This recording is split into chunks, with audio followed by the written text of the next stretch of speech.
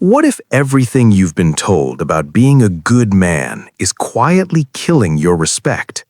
What if the very things you do to keep her, the constant check-ins, the over-explaining, the need to be fully understood, are the exact reasons she looks at you differently now? There's a silent code, one that high-value men live by but never speak. It's not about being harsh, it's about being solid, unshakable. And if you've ever felt that slow drain of your own power, that feeling of being used but not revered, stay right here. This isn't about games, this is about gravity. Let me ask you straight, when was the last time you felt truly, deeply respected? Not liked, not needed, not even loved, but respected. The kind that changes how people speak to you when no one else is watching.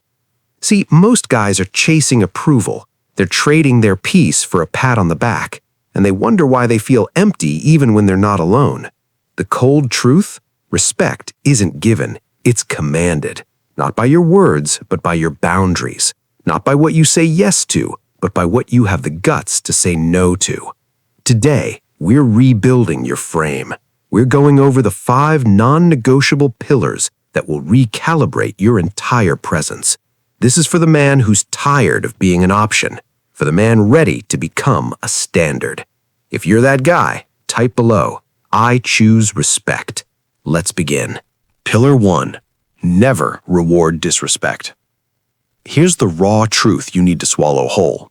The instant you tolerate disrespect, you become replaceable. It doesn't matter how long you've been there, how much you've provided, or how deep you think your connection goes.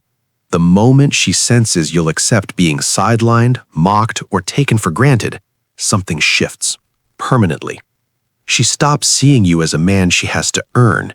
She starts seeing you as a man she can use. And you feel it. In her tone, in her eyes, in that casual disregard when she knows you'll stick around anyway. Respect isn't found in the compliments she gives you in public. It's in the consistency of her tone when it's just you two and she doesn't need to impress anyone. When you reward disrespect by staying silent after a cheap shot, by apologizing for her mistake, by being available after she ghosted you for days, you broadcast one devastating message. My value depends on your attention. And that's the death of desire. She doesn't test you to be cruel. She's wired to probe your strength. A man without boundaries isn't a safe space, he's a soft space.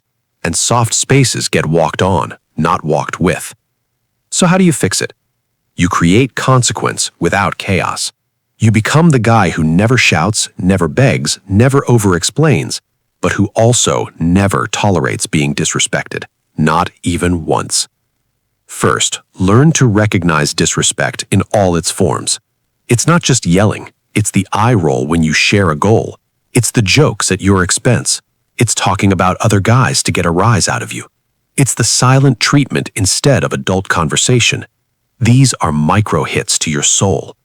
Second, correct it once, calmly, directly. Don't speak to me like that again. No drama, no repetition. If it happens again, you walk. Not in rage, but in resolve. When you do this, one of 2 things happens. She levels up, or she walks away. And if she walks, good. That's less dead weight on your journey. This isn't just about her. This is about you standing firm with your boss, your friends, your family. How you let people treat you is how they decide your worth. Start standing firm, not from ego, but from survival. A man with no boundaries burns out. A man who honors himself becomes solid. And that solidity? That's what the world actually respects. Pillar 2. Guard your peace like your life depends on it. Because it does. Your peace is not a luxury, it's your power source. The man who lacks peace is a man living on edge, pulled in every direction, reacting instead of leading. He's performing for people who wouldn't blink if he collapsed tomorrow. There comes a point when you realize it's not about the money, the car, the status. It's about the quiet inside, the peace that lets you make decisions from choice, not from fear. That's the ultimate flex, and it's completely invisible. Most men leak their peace every single day, every text that jump to answer, every argument they dive into, every chaotic person they tolerate, every yes they say out of guilt, every late-night conversation with someone who wouldn't respect them in daylight. That's your energy, your life force draining away until you're a hollow version of the man you promised you'd be. You cannot build an empire with a chaotic mind. You cannot lead when your soul is anxious. And women, they sense this instantly. They can feel when your attention is scattered, when your time isn't sacred, when your schedule bends to her every mood. That doesn't make her adore you. It makes her feel like she's steering. And no woman respects a man she has to lead. Guarding your peace means becoming unavailable to chaos. It's a conscious design. You audit everything, your phone, your relationships, your habits, and you ask, does this protect my peace or poison it? If it poisons it, it's gone. No second chances, no big speeches, just gone. You stop arguing. Arguing means you're trying to prove your worth. A man at peace doesn't explain himself to chaos. You stop chasing. Chasing pulls you out of your center. You stop the endless scroll. Every scroll is a choice to numb out, not build up. You protect your sleep, your mornings, your solitude. Those quiet hours are your fortress. You say no without explanation. You leave texts unanswered from energy vampires. You let people call you cold because they miss the version of you they could feed on. Let them talk. While they're talking, you're building. When a woman creates emotional noise, picking a fight, putting away, testing, she's not trying to destroy you. She's finding your edges. She's checking if your world bends when she leans. If you jump every time she pokes, you show there's no core, just reaction. But if you can stay calm, hold the silence longer than her confusion, and respond only when you choose, you don't just guard your peace, you announce it's non-negotiable. She either adapts to your frequency or she exits, and both are wins. Build a peace so solid it offends people who live in drama. That peace will become your foundation, and once you own it, you'll never trade it for chaos again. Pillar 3. The power of strategic silence. She doesn't want to know everything about you, even if she says she does.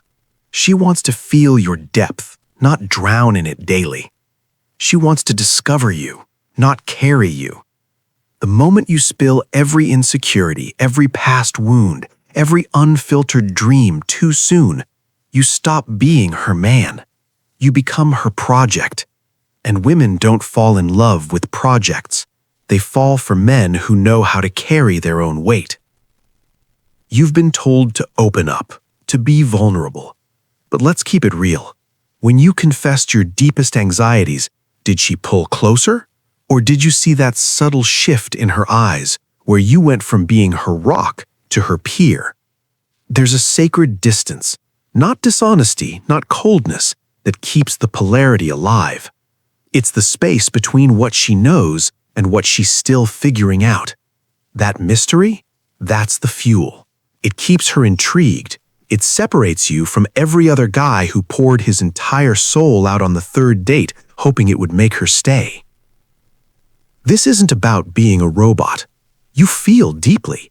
The difference between a respected man and a tolerated one is how he carries those emotions. A respected man feels it, then moves with intention. He doesn't make his pain someone else's responsibility. He doesn't weaponize his story for sympathy. He integrates it, quietly, often alone. Oversharing creates emotional clutter. It overwhelms. Instead of feeling close, she feels smothered. Instead of leaning on you, she feels the need to save you. The most respected men you know aren't secretive, they're selective. They give glimpses, not blueprints. They offer presence, not explanations. They connect through action, not confession. Treat your story like a treasure chest, not a brochure. Let her earn access over time. When she asks questions, answer just enough to make her lean in further. You're not hiding. You're preserving the intrigue. You're building the tension that keeps attraction alive long after the initial spark. She doesn't leave because she doesn't know enough. She leaves because you gave her everything up front and there was nothing left to pursue. Predictability is the enemy of attraction. Master strategic vulnerability.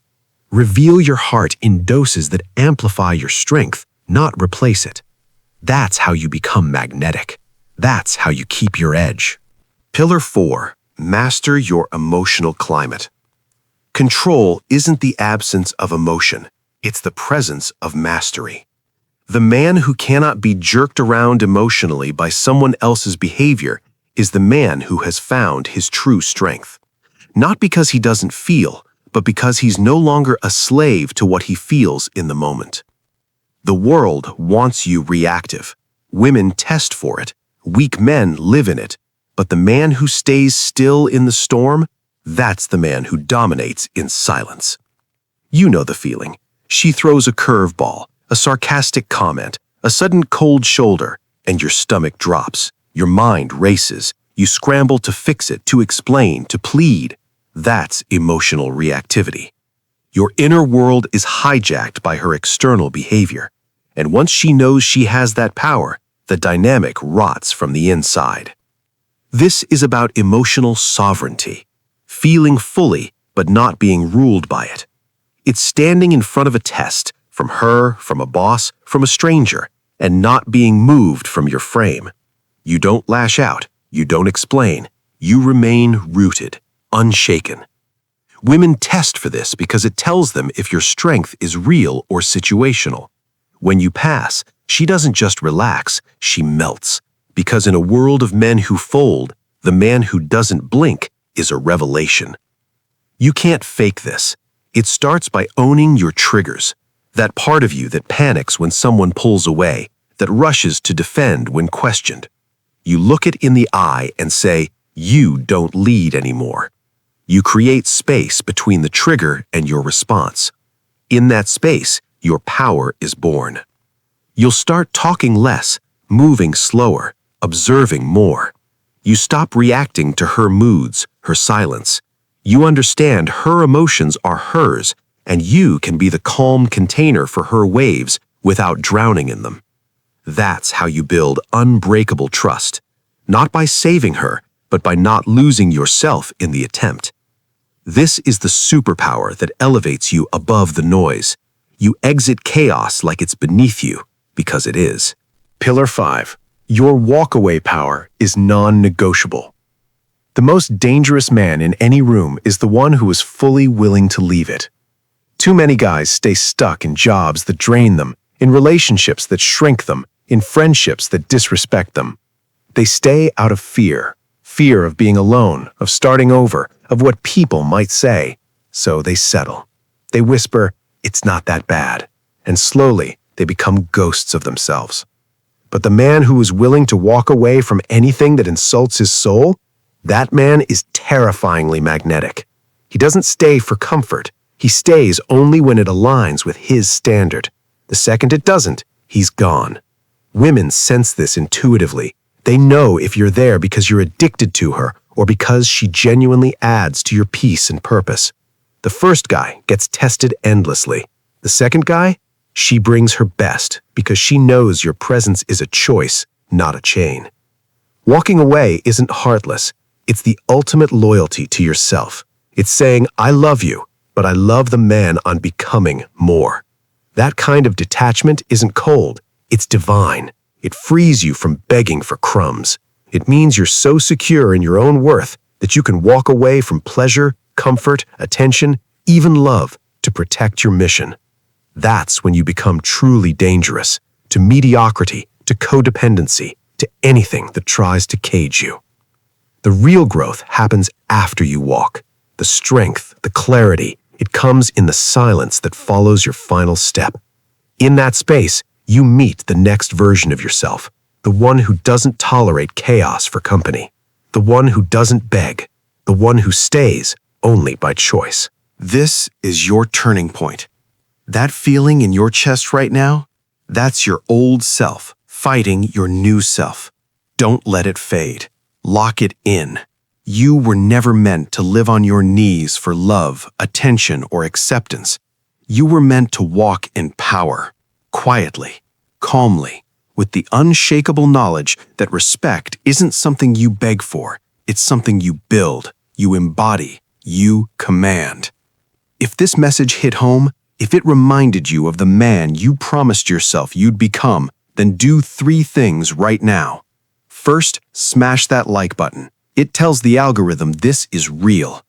Second, share this video with a brother who needs to hear it. Lift him up.